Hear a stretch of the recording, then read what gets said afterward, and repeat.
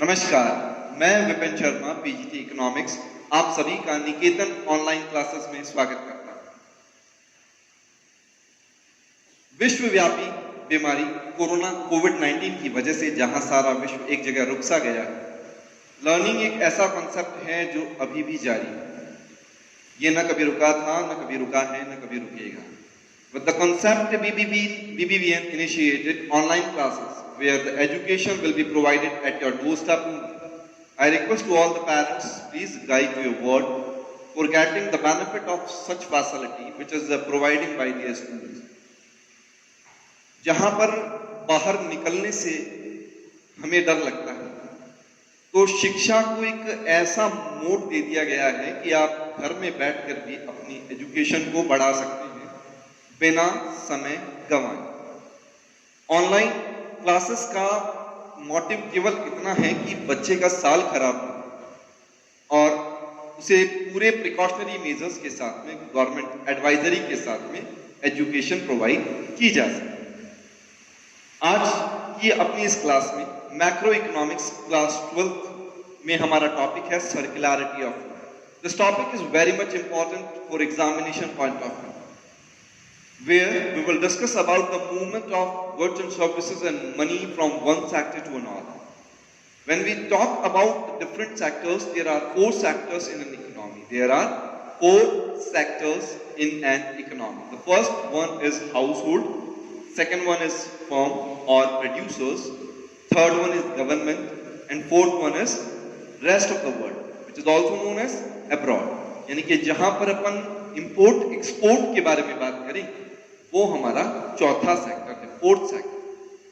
ठीक है, तो जब अपन इनिशियली 3 सेक्टर्स के बारे में बात करेंगे तो वो हमारे लिए क्लोज्ड इकोनॉमी, और जहां पर ये ट्रांजैक्शंस हमारी ज्योग्राफिकल बाउंड्रीज के बाहर पहुंच जाएं, यानी कि इंपोर्ट एंड एक्सपोर्ट को भी कंसीडर किया जाए, तो वो हमारे लिए ओपन इकोनॉमी बन जाएगा।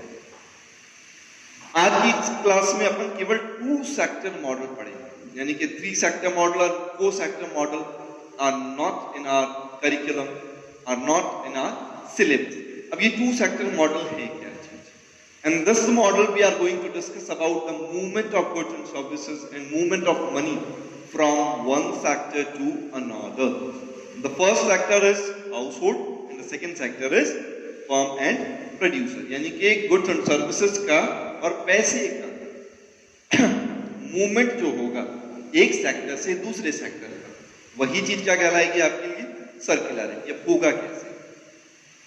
जैसे मानिए कि मैं कोई producer and I want to initiate a business, मैं किसी बिजनेस को करना चाहता हूँ, तो बिजनेस को करने के लिए मुझे कैपिटल भी चाहिए, मुझे लेबर भी चाहिए, मुझे लैंड भी चाहिए। तो ये सब रिसोर्सेज मुझे मिलेंगे कहाँ से? वो सोसाइटी से। अब सोसाइटी से मैंने कैपिटल लिया, लैंड लिया, लेबर लिया, अदर रिसोर्सेज लिए, फ्री में देंगी सोसाइटी मुझे? नहीं ना। They will charge a fee or an amount for it. कुछ ना कुछ मुझसे चार्ज किया जाएगा। तो वो जो मुझसे चार्ज किया जाएगा वो तो कहलाएगा फैक्टर पेमेंट, और वो जो मुझे देंगे, वो जो साधन संसाधन रिसोर्सेस मुझे दिए जाएंगे, वो बनेंगे फैक्टर्स ऑफ प्रोडक्शन। यानी सीधा सीधा मतलब क्या हो गया? Households are the owners of the factors of the production. They are rendering factors of the production to firms for further production. And firms or producers will have to pay factor payments to the society. Okay? With this factor payments are made by firms. Such factor payments are the factor income of household. क्योंकि इन्होंने जो payment किया है वो society की तो income है, तो इनके लिए वो क्या कहलाएगा? फैक्टर इनकम कहलाएगा। With this income they will start to create demand. अपनी इनकम के साथ में वो डिमांड क्रिएट करना शुरू करेंगे। जब इन्होंने डिमांड करना है गुड्स एंड सर्विसेज का, then who is going to produce goods and services to satisfy their needs? इनकी डिमांड को सेटिस्फाई करने के लिए गुड्स एंड सर्विसेज बनाएगा कौन? Of course firms. Firms will produce goods and services and sell them to household, and in return they will get value of goods and services. ठीक है, पहले सामान लिया, सामान के अगेंस्ट में उसका पेमेंट किया, ये पेमेंट हाउस होल्ड की इनकम से डिमांड क्रिएट हुई, उसकी डिमांड को सेटिस्फाई करने के लिए फर्म्स ने प्रोडक्शन किया, गुड्स को बेचा और पैसा वापस किया। ठीक है, अब the above phase of this model is known as the real flow, as the commodities are moving in this phase. यहां पर गुड्स या सर्विसेज का मूवमेंट होगा जो रियल फ्लो कहलाएगा। तो रियल फ्लो क्या होता है? Where the commodities moves or flows between two sectors is known as real flow. तो money flow क्या बन जाएगा? Where the money flows between two sectors, where the money flows between two sectors is known as nominal or money flow. Exams में ये question generally दो तरीकों से पूछा जाता है। पहला पूछा जाता है सर्कुलरिटी ऑफ फ्लो और दूसरा पूछा जाता है money flow is reciprocal of real flow. तो दोनों का आंसर एक ही है। पहले अपने को ये डायग्राम बनाना है, डायग्राम बनाने के बाद में अपन इसे एक्सप्लेन कैसे करते हैं। Households are the owners of factors of production, they will provide these resources to firms for further production and will get factor income in return. With this income they will start to create demand to satisfy their demand, to satisfy the demand of the society. Firms will produce goods and services and sell them to the society and will charge value of goods and services. In this model, goods and money flows from one sector to another, where money flow is a reciprocal of real. ठीक है, यहां पर पैसे का movement commodities के against में ही होगा। अब कंटेम्पररी कंडीशन में हाल फिलहाल जो कंडीशन चल रही है उसमें इसे कैसे समझा जाए? जैसे ही लॉकडाउन होने की वजह से लेबर को सबसे पहले इंडस्ट्री से या प्लांट से निकाल लिया गया। भाई आप वहां पर सेफ नहीं है, आप नहीं जाएंगे। अब अगर लेबर वहां से निकाल दी जाएगी तो प्रोडक्शन रुक जाएगा। अब अगर प्रोडक्शन रुक जाएगा तो फर्म्स के पास में फैक्टर्स ऑफ प्रोडक्शन की शॉर्टेज आएगी। अगर ये शॉर्टेज होगी तो फर्म्स फैक्टर पेमेंट भी नहीं देंगे, यानी कि वेजेस सैलरीज काट ली जाएंगी। गवर्नमेंट प्रोटेक्ट करने की कोशिश करती है, लेकिन from where they will pay, कहां से चुकाएंगे? फर्म्स कहां से चुकाएंगे पैसा? जब उनके पास प्रोडक्शन ही नहीं होगा, जब उनके पास रिसोर्स ही नहीं है, तो फर्म्स कहां से चुकाएंगे पैसा? तो ultimately wages and salaries deduct किए जाएंगे। जब वेजेस सैलरीज काट किए जाएंगे तो हाउस होल्ड की income will start to reduce.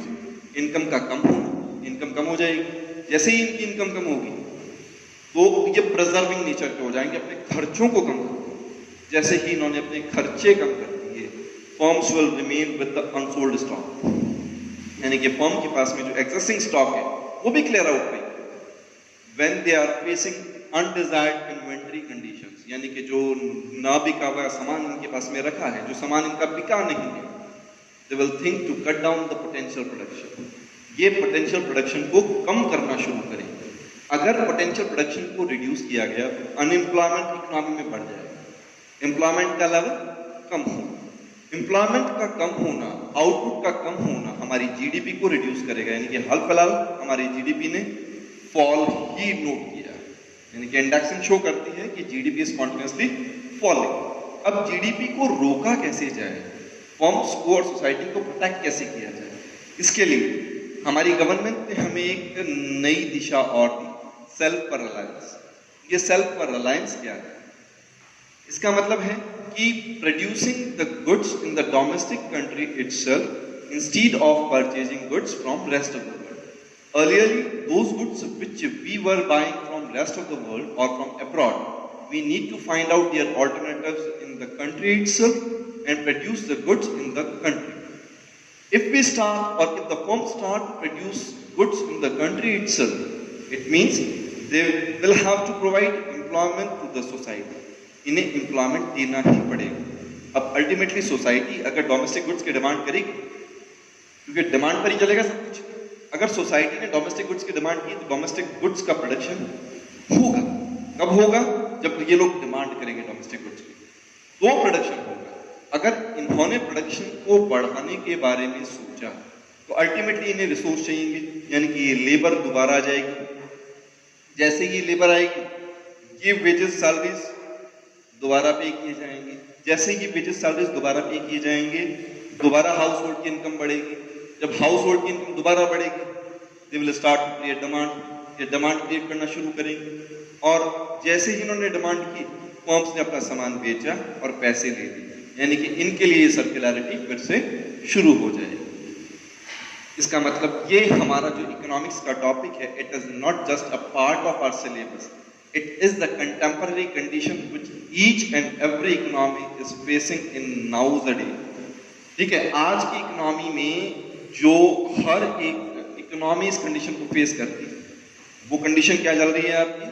सर्कुलैरिटी of, जहां पर गुड्स और मनी का मूवमेंट एक जगह से दूसरी जगह पर होगा। ठीक है, थैंक यू।